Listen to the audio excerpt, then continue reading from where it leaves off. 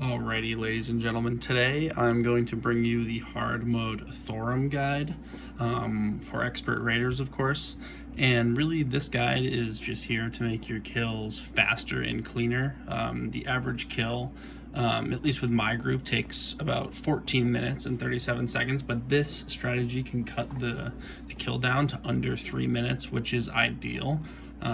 So the first thing we're going to go over is what the room looks like and what to expect during the fight. So you'll see that there are panels along the walls, and these are actually mirrors, which confuse a lot of people when they're trying to position around the room, because they'll see themselves and they'll think that they're on the other side of the room. So what you're going to need to do is make sure that you're not getting confused by these mirrors. And you'll see this circle and this triangle and these little dots here. These are all doors.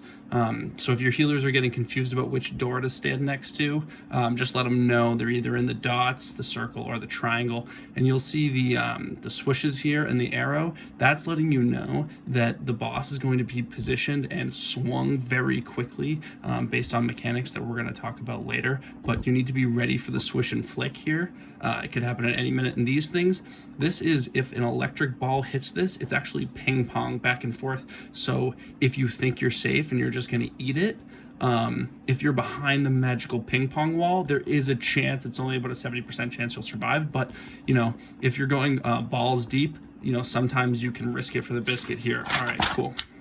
So stage one, what are we expecting here? So this is actually the tunnel group.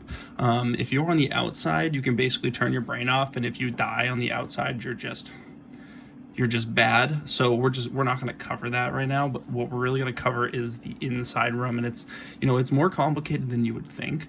You would think that you just go in and you just damage and then you're done, but really I'm going to go in depth on what to expect. So you'll see that there's two directions here. This is very important. It's north, south, west, east. It's very important that you know that this is the order of the directions. You don't know which one's going to be called, but it's going to be this side. And if you're over here and a west gets called, you're going to need to haul ass to that right side. And up and down is actually on the other side. So if you hear the up and down call, do not go to the north, south, west, east side. That is the incorrect side. It is the up and down side. So make sure that you know, and the way that you'll be able to tell is this man will start doing a Kamehameha at the end of the hallway, and you'll know because he'll have this massive fire move. It's very, very hard to see. It's so massive that it is very hard to see, and if you're unable to see it, sometimes you'll mess up the north, south, west, east, up, down positioning. And then you'll see down here, this is the no-no zone. And what sometimes this confuses people because it moves around. It goes all around this room. It's not always in melee.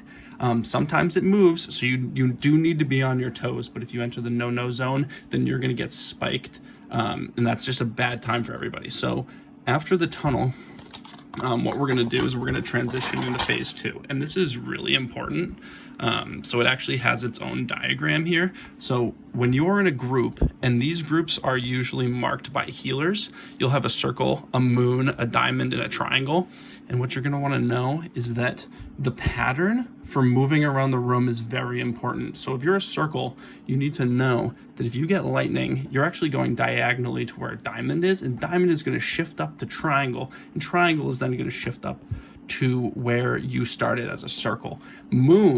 Moon has to actually do the juke step. That's what this move is called. It's when you pretend like you're going to go to circle and you just loop-de-loop and you go back. Okay, so this is actually where you put all of your skilled players, because they know how to go forward and then backward, right? So lots of keys here. It's a whole S, or it's a whole W, and then you have to hold S and come back. So this group is usually the elite. Just above gray parsers, you want to put green parsers in this group.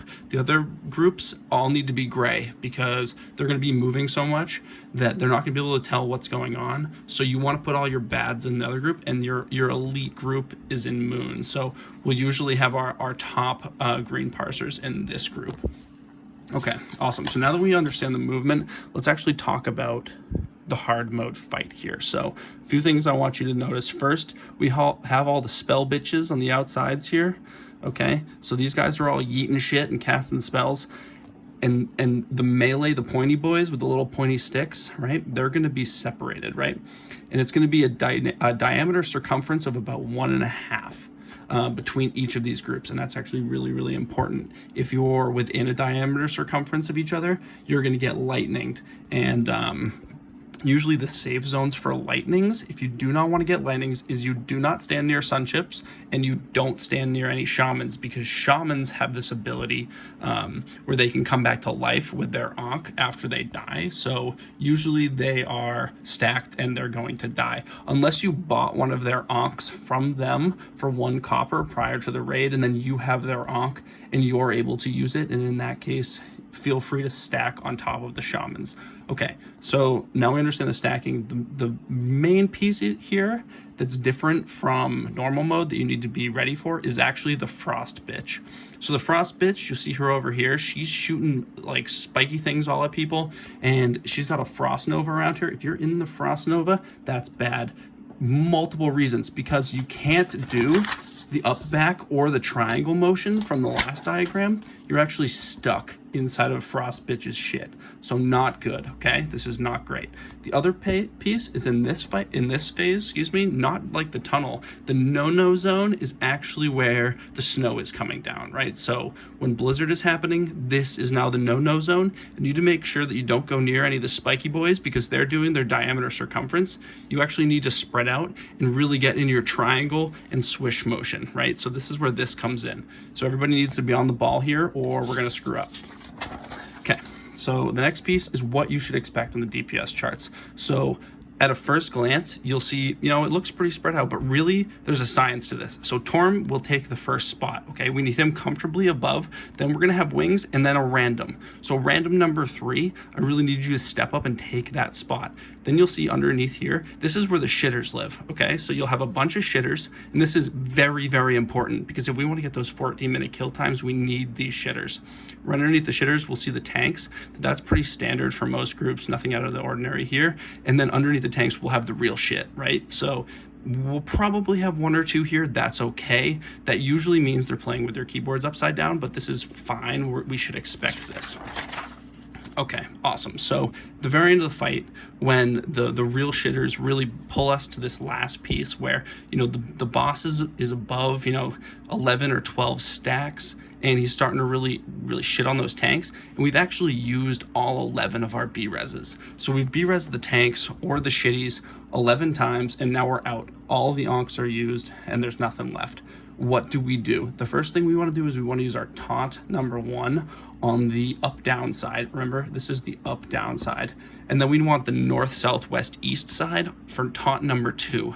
Usually we want rogues taunting, or we want somebody to put down a moly and use a bot to taunt the boss after this, okay? So these are the 2 taunts. These are very important. The third strategy is chaos, okay? So this is when everybody runs in a random direction, and we all yell random abilities at each other, and we just pray the boss dies. So if it does get through this full rotation, chaos will usually do it, okay?